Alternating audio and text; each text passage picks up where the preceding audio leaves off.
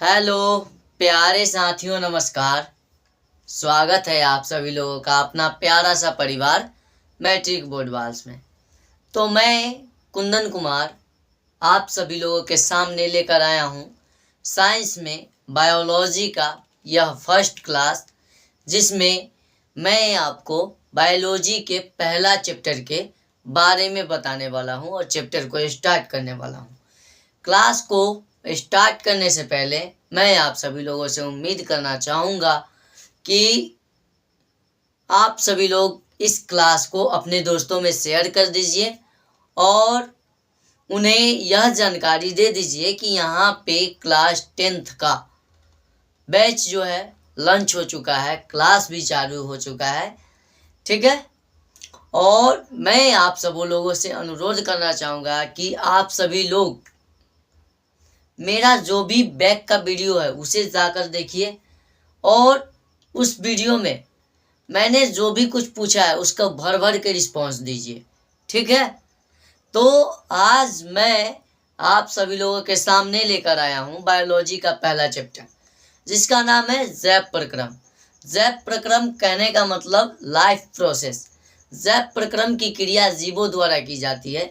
मैं ज़्यादा लंबा वीडियो नहीं बनाऊंगा, इसलिए मतलब कि बिना टाइम वेस्ट किए अपने लेक्चर को स्टार्ट कर दिया।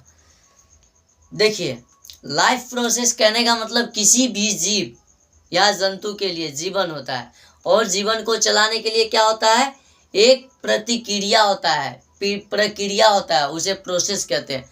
जैसे मान के चलिए कि कोई बच्चा, ये फॉर एग्जाम्पल बच्चा हुआ, उसके बाद वो शिशु होता है, उसके बाद बाल्यावस्था में आता है, उसके बाद यौवनावस्था में आता है, उसके बाद क्या होता है, जवान होता है, उसके बाद क्या होता है, वो फिर एक क्रिया करने लगता है और धीरे धीरे बुढ़ापा होकर उसका जर्नी समाप्त हो जाता है।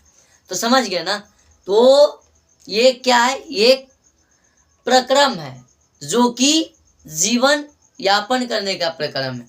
तो जैव प्रक्रम कहने का मतलब जैव प्रक्रम में वे सारी क्रियाएं आ जाता है जिसके द्वारा जीवों को पोषण प्रदान होता है, अनुरक्षण होता है, श्वसन होता है, परिवहन होता है, उत्सर्जन होता है। ये सारी क्रियाएं जैव प्रक्रम के अंतर्गत ही आते हैं। तो जैव प्रक्रम के यदि परिभाषा देखा जाए, जैव प्रक्रम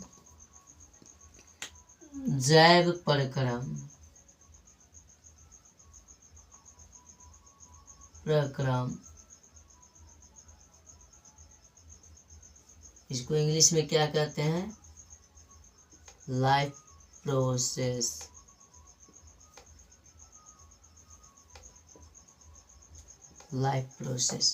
ठीक है, लाइफ प्रोसेस या लाइफ प्रोग्रेस। ठीक है।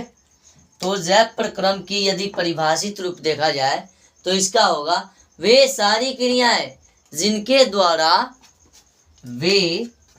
इसका परिभाषित रूप देखा जाए तो वे सारी क्रियाएं जिनके द्वारा जीवों का अनुरक्षण होता है उसे क्या कहते हैं, उसे जैव प्रक्रम कहते हैं। उसे क्या कहते हैं, जैव प्रक्रम। ये जैव प्रक्रम का परिभाषा हो गया। अब आता है पोषण। क्या आता है अब, पोषण।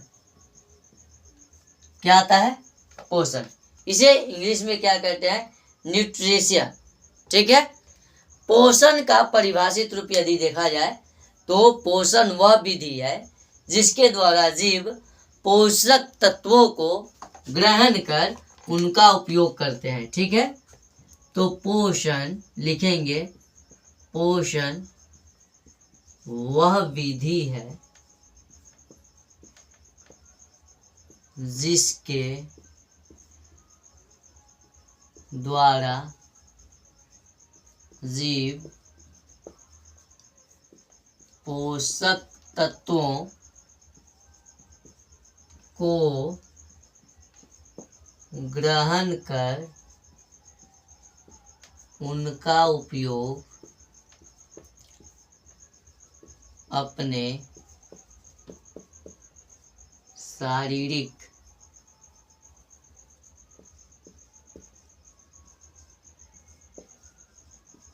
विकास या वृद्धि के लिए करता है। पोषण का डिफिनेशन परिभाषित रूप देखा जाए तो क्या होगा कि पोषण वह विधि है जिसके द्वारा जीव पोषक तत्वों को ग्रहण कर उनका उपयोग अपने शारीरिक विकास या वृद्धि के लिए करता है। ठीक है, तो इसे हम पोषण कहते हैं। पोषण का उदाहरण देखा जाए तो पोषण के अंतर्गत आ जाता है जीवों को भोजन ग्रहण करना। इसमें सिर्फ भोजन ही नहीं होता है, यदि मैं ऑक्सीजन ले रहा हूँ, ये भी एक हमारे अंदर जीवन को क्या कर रहा है, यापन करने का कार्य कर रहा है। उसके बाद जो भी मैं खाद्य पदार्थ लेता हूँ, खाना, जल, ये सब क्या हो जाता है, पोषण के अंतर्गत ही आता है। अब देखा जाए पोषण के प्रकार, तो पोषण जो है 2 प्रकार का होता है। ठीक है, पोषण 2 प्रकार का होता है। मैं आपको समझा देता हूँ, देख लीजिएगा, आप लिख लीजिएगा। पोषण 2 प्रकार का होता है। 2 प्रकार का होता है। एक में परपोषण और दूसरा में स्वपोषण। एक में परपोषण और दूसरा में स्वपोषण। परपोषण कहने का मतलब ये जीव, परपोषण में वे जीव शामिल होते हैं जो अपनी पोषण के लिए, अपनी भोजन के लिए पूर्ण रूप से दूसरे जीव पर आश्रित रहते हैं, उसे क्या कहते हैं, परपोषण। लेकिन जस्ट इसके अपोजिट हो जाता है स्वपोषण में।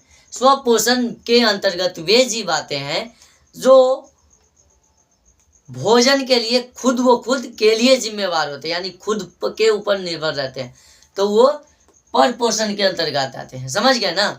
तो ये स्वपोषण और परपोषण के अंतर्गत आते हैं। स्वपोषण का उदाहरण हरे भरे पौधे हो जाते हैं और परपोषण का उदाहरण मानव, जैसे हम, जानवर जो भी हैं, ये सब क्या हो गए, परपोषण का उदाहरण हुए। ठीक है, अब देखेंगे स्वपोषण और परपोषण के प्रकार।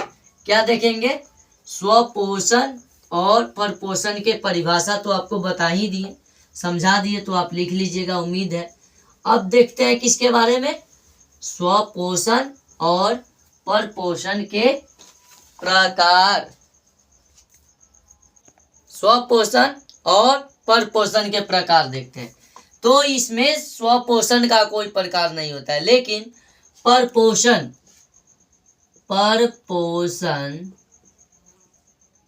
के 3 प्रकार होता है।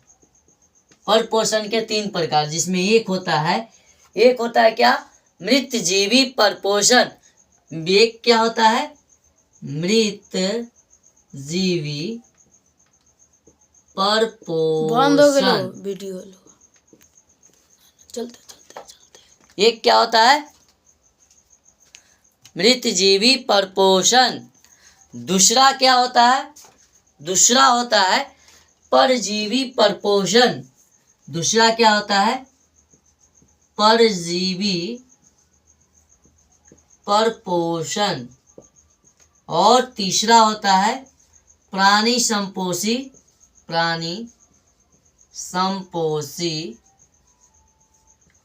परपोषण। ठीक है, अब हम आपको समझा देते हैं, समझ लीजिएगा। मृत जीवी परपोषण के अंतर्गत वे जीव आते हैं जो जीव मर जाते हैं, उसके यानी उसी से इनको क्या होता है, पोषण को प्राप्त होता है। जैसे मान के चलिए कि यदि खेत में कोई पदार्थ है, कोई भी चीज़ है, उसके बाद क्या हो जाता है, हम उसको यूज कर लेते हैं। और जैसे मान के चले कि आलू ही है, आलू का पौधा है, तो आलू का फल हम निकाल लिए, उसके बाद उसको लगती है हम क्या कर दिए, खेत में छोड़ दिए, वो सड़ गल कर एकदम मिट्टी में मिल जाएगा। और मिट्टी को क्या मिलेगा, एक एनर्जी मिलेगा। उसके बाद मान के चले कि रोड पे कोई कुत्ता मर गया, मृत जीवी प्रपोषण अचानक, और उसको देखिएगा तो दिन प्रतिदिन उसके अंतर्गत जो भी कीड़ा है उससे ही कीड़ा उत्पन्न होगा और उसको खाकर नष्ट हो जाएगा। तो ये क्या हुआ, मृत जीवी प्रपोषण का उदाहरण हुआ। लेकिन परजीवी, परजीवी कहने का मतलब ये जीव के संपर्क में रहकर अपना भोजन को प्राप्त करते हैं, ठीक है, प्राप्त करते हैं। और प्राणी संपोषी कहने का मतलब वैसा पोषण जिसमें प्राणी अपना भोजन ठोस या तरल के रूप में ग्रहण करते हैं, ठीक है, ठोस या तरल के रूप में ग्रहण करते हैं। जैसे अमीबा, मेढक, मनुष्य इसका उदाहरण है। इसका उदाहरण अमीबा, मेढक, आदमी, ये सब इसका उदाहरण है, ठीक है। तो आज की क्लास इतना ही तक, मिलता हूँ अगले वीडियो में, तब तक के बाय।